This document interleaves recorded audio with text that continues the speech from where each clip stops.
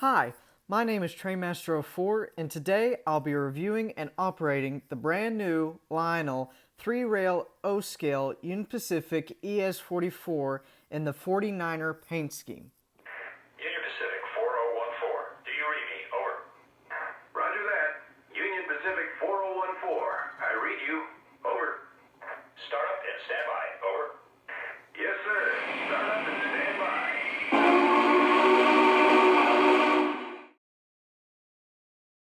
To start off, let me give you a brief history and a little bit of information about this type of diesel locomotive, and also a brief history on the 49'er paint scheme, which is on this locomotive. The ES44ac type diesel locomotives are built by the General Electric Locomotive Company, or GE for short. Now, you may be wondering, is the GE company separate from the GE company that makes the light bulbs, or are they the same? Well, to answer that question, the same GE company that builds diesel locomotives of today's time is the same company that makes the light bulbs and other electronics of today's time. Now, you may be wondering, what does ES44ac stand for? Well, the ES part of ES44ac stands for Evolution Series, the number 44 stands for 4400 horsepower, and the AC stands for AC traction, which means that this locomotive produces AC current to then produce enough power to power the traction motors for each truck. Now that you better understand what this type of locomotive is, let me now give a bit of a brief history on the 49'er paint scheme. Now, this will be a lot more brief than usual due to that I've already done a video on a 49'er paint scheme, which I'll leave a link in the description to that product review, and you could get a better information on, or more information on what the 49'er paint scheme is, and is it real or is it not. In short, the 49'er was a secondary passenger train that ran in the 1930s around in the coastal region of California, more in the San Francisco region. Now, the 49'er passenger train was considered a secondary passenger train to the city of San Francisco passenger train that ran from Chicago to the city of San Francisco by the Union Pacific. Now, this model is considered a what-if paint scheme model due to the fact that the 49'er paint scheme was never put on a modern era diesel. So, why did Lionel actually do this?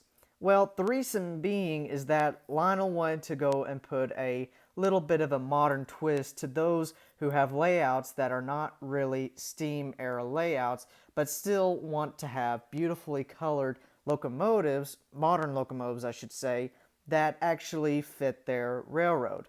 Now, if you want some more information about a steam locomotive with this 49'er paint scheme, I'll leave a link in the description for my product review on the recent Vision Line Challenger that actually has this 49'er paint scheme on it.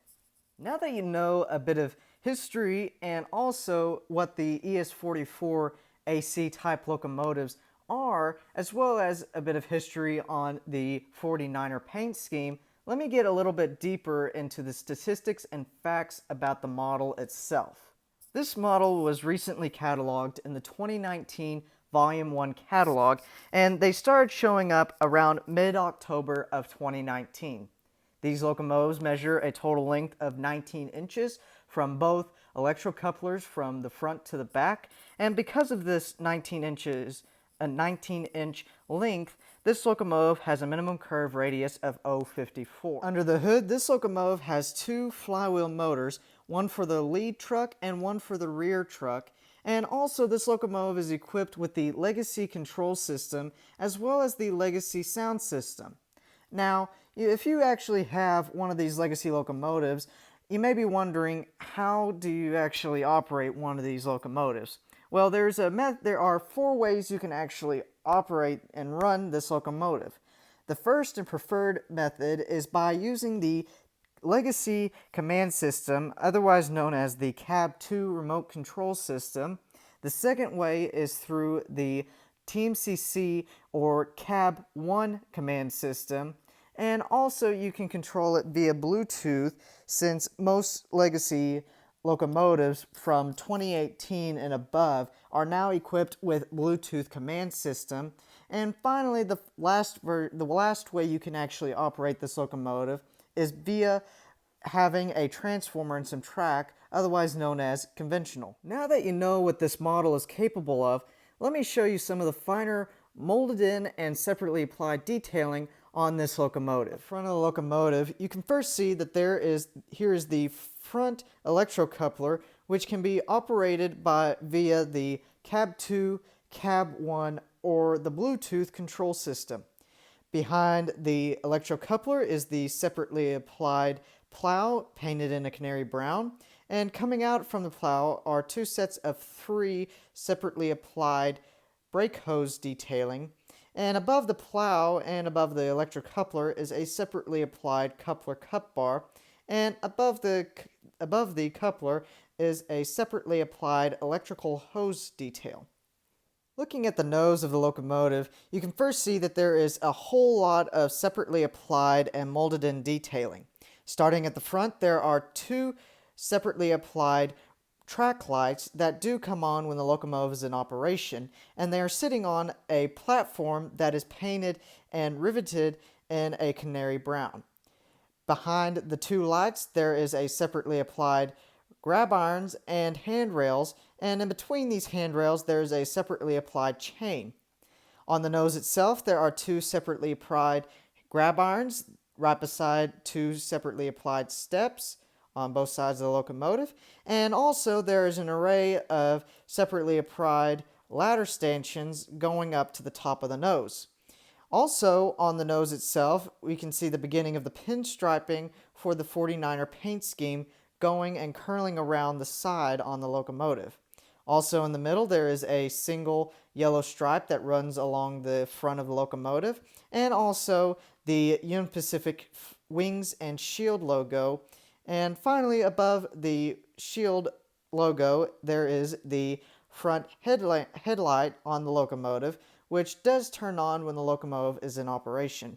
Looking on top of the nose of the locomotive, you can see that there is an array of both molded in and separately applied detailing all over the front.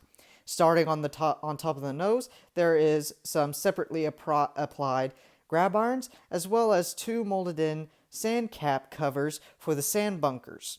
On the windshields themselves, there are 2 clear plastic inserts which represent windows, and in front of those 2 clear plastic inserts there are 4 windshield wipers on both sides, as well as 2 grab irons above those windshield wipers. Above the windows themselves, there are 2 lighted number boards which do turn on when the locomotive is in operation. Looking at the side of the locomotive, starting at the front, you can see that there is a set of steps that lead up to the front platform on the locomotive.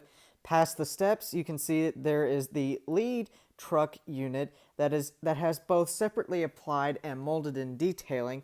And if I lift the locomotive on its side, you can see that the wheels are painted in red striping, otherwise known as white walling. Looking up from the truck, you can see that there is some molded in detailing into the bodywork, as well as the beginning of the 49'er stripe that runs along the length of this locomotive. Looking closer at the cab area on this locomotive, more specifically on the engineer's side of the locomotive, you can first see the road number for this locomotive, which is 8149, and below that there is the diesel locomotive designation number, which is ES44ac. Looking above the road number, you can see the cab windows for this locomotive, and again, it's the same way on the other side. And for the windows, this locomotive has clear plastic inserts like most modern diesel locomotives coming out from Lionel. And in between these 2 outer windows is a center window that has a sliding part which can go back and forth. Inside the cab itself, there are 2 hand-painted crew figures, one for the engineer's side and one for the fireman's side. Finally, above the windows themselves is a separately applied metal flap that represents a sun visor for the windows. Looking down the side of the locomotive towards the bottom, Here you can see that there is the fuel tank for this locomotive, which has both molded in detailing and some separately applied detailing on it. So, to start off, there are two molded in air tanks which are connected by separately applied hosing right in between. Also, the fuel tank holds the speaker for this locomotive, which again, this locomotive is equipped with the legacy rail sound system, and which are produced from the speaker underneath the fuel tank. Looking above the fuel tank, there is a nice brown, silver, and red striped running board, which runs along the length of the locomotive, and also some handrails that runs along the length of the locomotive. Looking above the running boards, you can see the continuation of the 49'er paint scheme stripe, which again runs along the length of the locomotive. In the middle, the American flag is painted onto the body shell of the locomotive itself, and behind both the stripe and the American flag, there is some molded in doors on the body shell. Also, over here, there are some molded in great detailing, and also the Building America slogan and the Union Pacific Shield logo. Looking towards the end of the locomotive, starting at the bottom, here we can see the second truck, powered truck I might add, on this locomotive. Right next to that, here is another set of steps that lead to the rear platform on this locomotive, and also the end of the running board, as well as the end of the handrails that end towards the steps on this locomotive. Looking above, you can see that there is some more molded in detailing in the form of doors and grates, and also the end of the beautiful 49'er striping that ends right at the rear of the locomotive.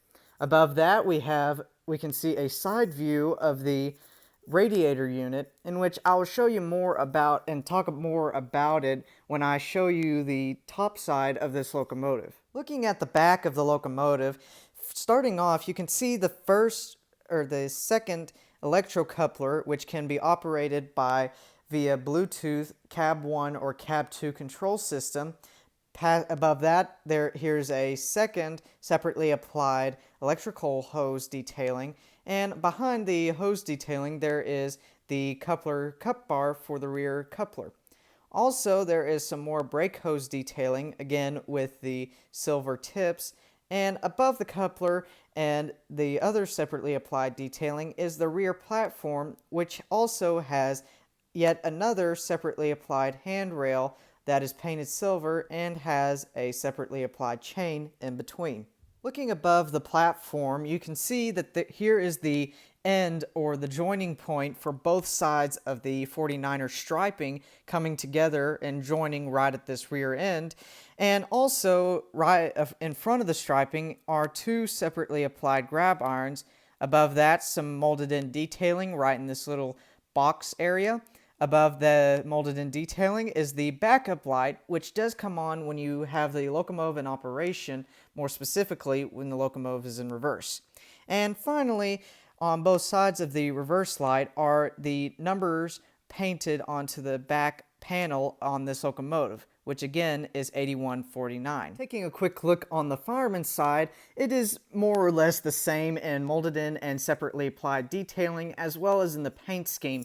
But the most noticeable difference is this upper portion of the running board, as well as the separately applied brake wheel that has a molded in section to the side of the locomotive. Looking on top of the locomotive and starting towards the roof of the cab, you can see that there is some rivet detailing in the form of molded in detailing, as well as some separately applied detailing in the forms of tracking systems. Past that, here's some more molded in detailing in the form of rivets and hatches, and in the middle there is a separately applied horn. Now, past the horn is the smoke unit on this locomotive, or more specifically, the smoke exhaust stack. Now, you may be wondering, how do I actually load smoke fluid into this locomotive? Well, you have to take off the smoke exhaust stack itself. Now, I suggest using something sharp or pointy in the sense of a toothpick. Put it into the smoke exhaust. use leverage, and it should pop off. From there, you should see inside there's a little funnel inside, and in the middle there's a little hole which leads to the smoke unit itself. And once you have the cover off, you can just pour the smoke fluid directly down the exhaust stack. And once you're done, you just take the exhaust cover and you put it directly back on, and it should snap right back in. Finally, here is the top of the radiator unit on this model, and on top you can see that there is a whole bunch of separately applied pieces as well as molded in detailing. Starting at the back, here are two separately applied grates. In the middle, there is some molded in rivet detailing as well as two separately applied cooling fans with a grate covering covering both of the fans. Now, there is something interesting about this cover, like most modern Lionel diesel locomotives, is that the radiator unit cover actually is actually a cover. And underneath the cover exposes the rear flywheel motor and also a control board with some switches.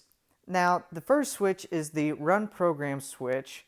The second switch is the on and off switch for the smoke unit, and then finally the last switch is the on and off switch for Bluetooth. And finally, this little knob right here is the volume control knob for the sound system in the locomotive. And to cover all these switches back up, you just take the cover, fit it over it, and it should snap right in like so. Now that you have seen all of the separately applied and molded in detailing on this locomotive, let me start up the locomotive and actually show you the sound features in this locomotive. This is the dispatcher. Do you copy?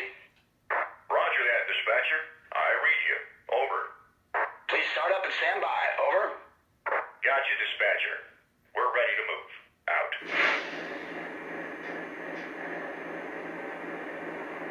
Now that the locomotive is started up, you can first see that the smoke unit is producing a minimum amount of smoke from the smoke exhaust stack, and also towards the front, most of the lights, such as the cab, ditch lights, which both do turn off when the locomotive is moving, also the headlight, as well as the two lighted number boards, are now illuminating since the locomotive is turned on. But now let me show you some of the sound features on this locomotive. To start off, here is the horn, which again on all legacy locomotives, the horn or whistle, depending on it being a diesel or steam locomotive, is able to be equalable. For example,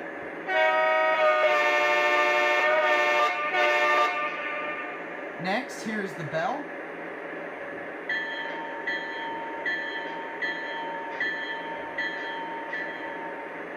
Here is the RPM revs per minute up and down.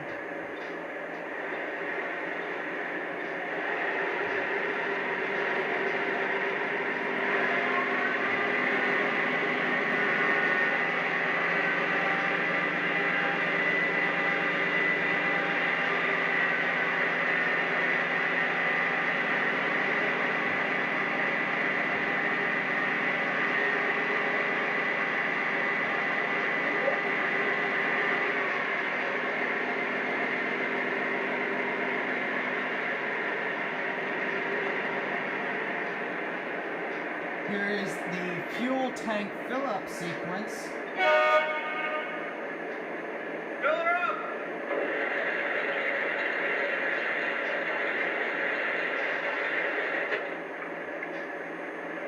I got a full tank of fuel. Over. Roger that. Out. And finally, here is some of the crew talk sounds. Now, I know there are a few of you out there who are not preferable to the crew talk sounds, but there are still some of us that actually do like them, so here are just a few of them. This is the dispatcher. Take the green. Over. Roger that. Clear to the outbound. Here we go. Out. Dispatcher, the air test is complete. apart to the main line? Over. Roger that. Take the green. Over. Copy that. Cleared outbound. Out. Dispatcher here. Please stand by. Over. Roger that. Waiting on a clear signal. Out. Tower, what's the plan? Am I clear to make a move? Over. Negative. Hold your position. Over. Yes, sir. Sit tight. Out. Now that you've heard all of the sound features that are included with this locomotive, let me hook up some cars behind it and run it around the layout. Well, I've got some cars coupled up to the locomotive, and before I pull this train out, let me just make a note saying that I do not have a lot of modern era cars to pull behind a modern era diesel locomotive, but instead I do have a large quantity of steam era freight cars.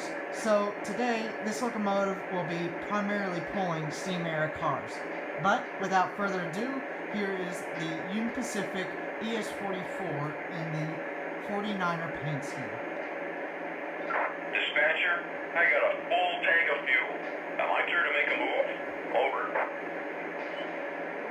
Roger that. Take the green. Over. Roger. Clear to the outbound. Here we go. Out.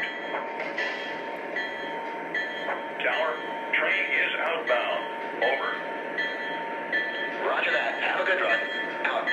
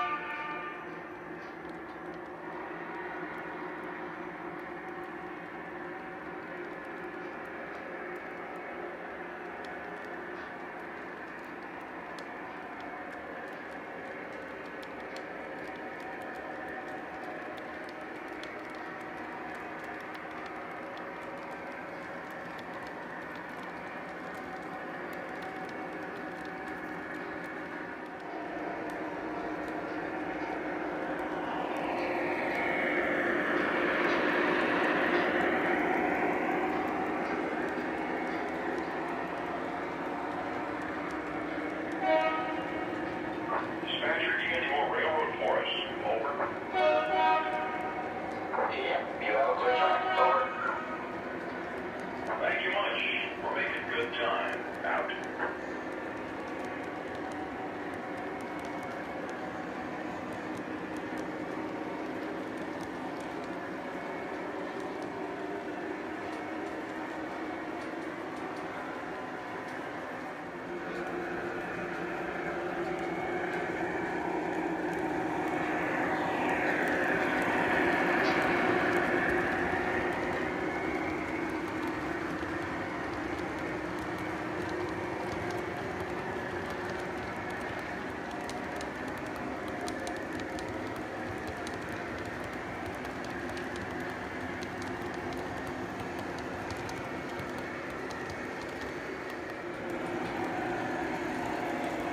This is the dispatcher. Switch a line. You're clear inbound. Over.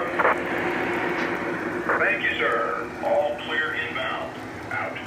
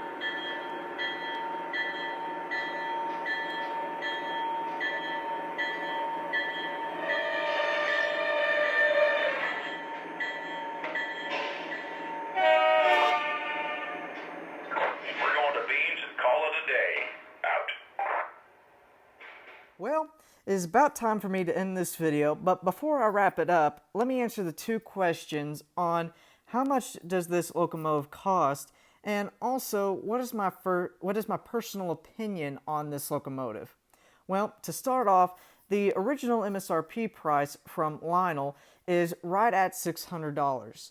Now, you may be able to scratch off that MSRP price by either going and doing some deals with your local hobby shop if they have one of these in stock, or you can probably find them either at trainworld.com or Charles Rowe, in which I'll leave in the link in the description for both of those products, as well as the product number so that you can actually search for it from either one of those websites. Now that you know the MSRP price and also where you can possibly find one of these locomotives, let me answer the question on what is my personal opinion about this locomotive. Well, my personal opinion, in short, is that it is a wonderful model that Lionel has done a great job on. They have done a great job on making it where the paint scheme from the 1930s with the Art Deco curves and look be able to fit on a modern era diesel locomotive. It is just wonderfully done in the sense that if you were a person that actually had a modern era layout, this locomotive would still fit in because it has that modern era look to it, but again has that flair of Art Deco. So again, if you have a layout that is based in the modern era, but you want something unique with a bit of a flair of color, I would personally suggest that you would actually get one of these wonderful models. Now, speaking of the model itself, how do I feel about the performance? Well, the performance is well done. Again, it is another standard Lionel product that has great pulling power, great smoke unit, and a clear, crisp sound system inside that makes you feel that it is actually a real ES44ac diesel locomotive going right past you from the track side. Well, that about wraps up this video, but before I go, let me ask you to please click on that subscribe button, which will allow you to not miss another YouTube video that I post in the near future. And also, if you like this video, please press the like button. That actually lets me know that you actually enjoyed this video and also that you would like to see more of these videos. But anyway, my name is Trainmaster04, and I'll be seeing you next time.